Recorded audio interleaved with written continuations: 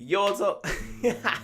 Yo, what's going on, guys? Welcome back to my YouTube channel. And if you're watching this video, you've watched Life is Strange Episode 3, Wastelands. And oh my good lord. Wow. Mouth dropper, okay? Mouth dropper. I cannot even. This episode was just... whew. But this game is just blowing me away every time. Like, it's taken a while to make. I think it's like every 4 months now. It used to be every 2. But it's damn worth it. Like, y'all have me straight up shocked in this game. Shocked. Okay? Just in case you didn't hear me. Shocked. Oh, Lord. Anyway, overall, loved it. Loved it, loved it, loved it, loved it, loved it. It was better than episode 2. Not saying episode 2 was bad. Episode 2 had me crying. If you don't know about that, insert clip now. That had me crying. But this one, it just felt like there was so many paths to go through, and it was just so many like different avenues that I could take that would affect either me or Daniel. It just felt like it was expanded on so much more. And that's why it made it so stressful. Like, oh my gosh, during the ending, like the final act, I had to keep going reload from checkpoint. I have never wanted Max's power more than that moment. Because playing the first season of Life is Strange, I would do a choice and I would rewind and then do the other choice and then rewind and then actually make my decision. But now you're actually stuck with the choice. So I was like, oh my God. And then seeing Daniel react, ooh. Overall, I loved it. It was a 20 out of 20 because it was just that good. But this episode felt like there was so many more avenues to go down with your choices that it just had me so stressed. I never wanted Max's power more than I did in that moment of playing the game. Because season 1 to me felt so comfortable where you could make a choice, rewind, and then make the other choice, rewind, and then decide. This one, you had to go with it. If you watched my walkthrough, I kept going reload from checkpoint, reload from checkpoint, reload from checkpoint. It was so stressful. Overall, I enjoyed it. I love the story. I love the characters and the dynamics. And it was just such a struggle to see Sean and Daniel's relationship kind of begin to break because they've gone through a traumatic moment together with the dad being shot and then having to move on. And then when you read more of like Sean's journal and you see that they had to scavenge for food or dumpster dive, and you could just see that toll is taking its toll. That toll is taking its toll. It's taken a toll on both Sean and Daniel, and more to Daniel because he's a kid, wandering around this world with this power, and he's very angry. So of course he's gonna lash out, and especially that he started getting closer to Finn, where I was just like, hello, I'm your older brother. Like, don't get it twisted. Listen to me. Oh, it just, wow. Wow. My favorite moment was, it's kind of hard. I think I have a lot of favorite moments. My favorite moments, we're going to put an S on that. My favorite moments were Sean getting his tattoo and Sean going to the lake with Cassidy.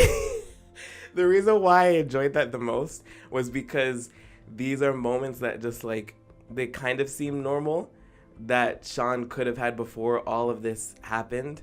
And especially that he was, his major concern in his normal life was trying to score with, what's her name, Jen.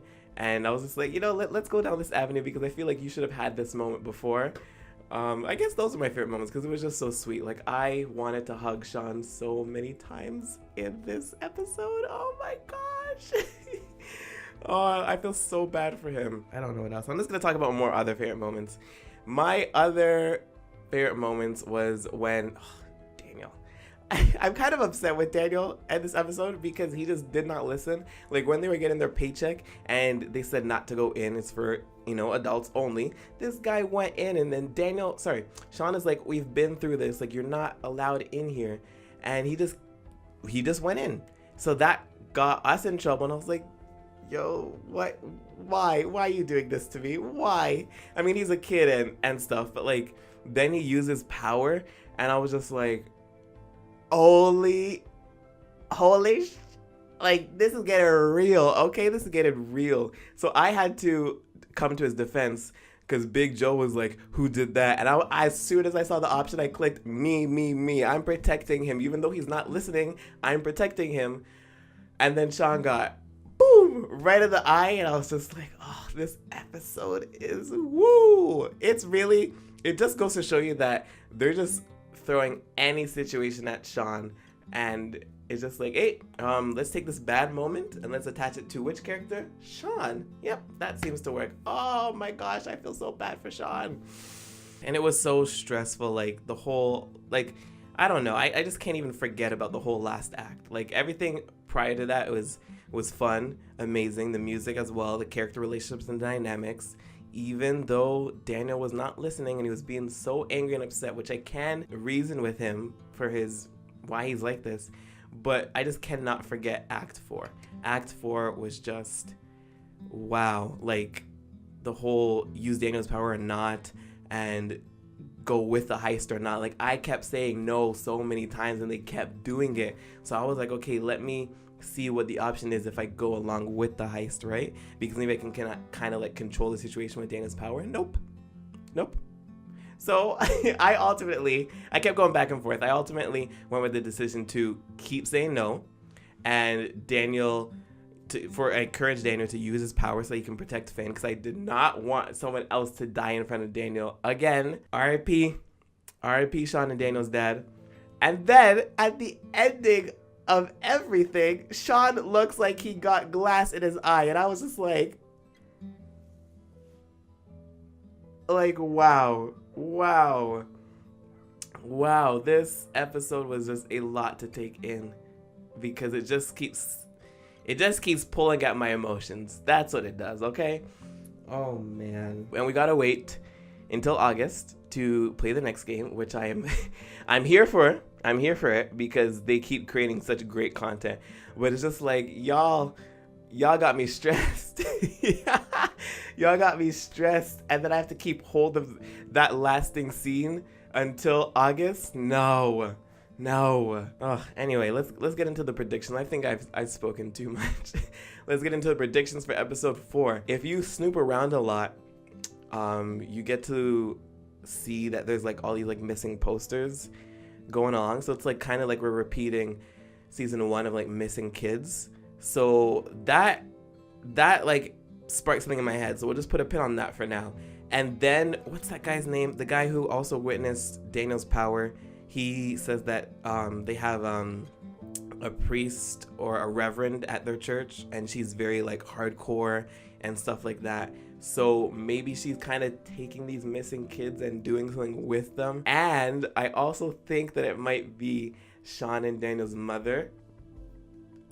I don't know, because I said in the last episode that they hinted at her in a way that it's just like, this is not the last time we've seen of her, and she has to have had a reason to just leave. Like she has to be doing something purposely, which is what I think. And then the fact that Sean and Daniel are not with each other right now, maybe Daniel, oh my god, it just came to my head right now. Maybe Daniel's going to go and see his mother, and maybe she is that reverend. Like that's what I guessed, but like I didn't know that Daniel would actually go and try to get to her still.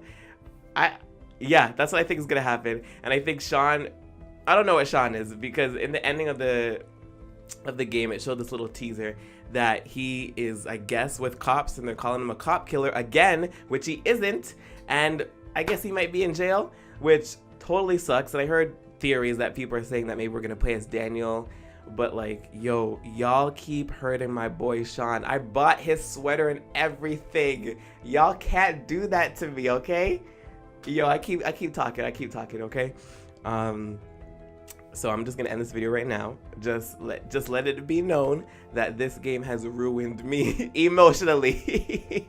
This game is always an emotional roller coaster, but episode 3 was just skyrocketed that. Wow. I'm so grateful for Donut and Square Enix, everybody at Life is Strange for creating this great content. See, I can't even speak.